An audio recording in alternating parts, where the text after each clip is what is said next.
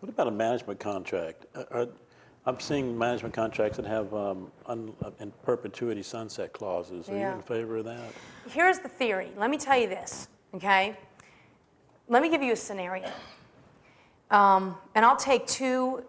If you're a manager and you're a very important manager, and you find an artist who's new, that doesn't, have any record sales, just has a great, following, a local, regional following, but is not really known. And that manager is very powerful and says, I believe in you and I believe in your music. And through my relationships and my other artists on my roster, I think that I could really make you something. And that artist, that manager enters into an agreement with that artist. Now, let's pretend over a period of 7 years, that artist becomes extremely successful, where they've sold 10 million records, they're in film and TV, and it all because of this manager introducing to this artist to different, got him signed to a record company, got him, he had a good music lawyer, did all this stuff, really, really was responsible for getting that artist noticed and getting that music into the right hands and opening up doors for that artist to be, an actor or whatever. So now the artist decides, look, I want, now that I'm big and successful, I'm going to go my own way.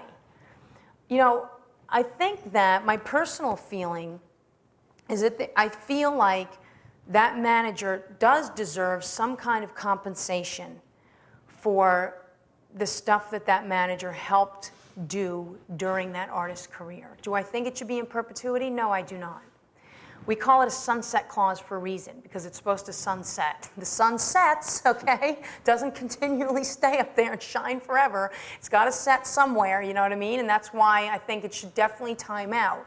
So for sunset clauses, I believe that there should be some kind of compensation for the manager, but it should time out over a period of time. And incidentally, in a management agreement, that is the most negotiated part of the management agreement. That is the most highly negotiated part of the deal.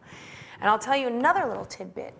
Most of the biggest managers in our country with the biggest artists don't even have a management agreement. They just have a handshake deal,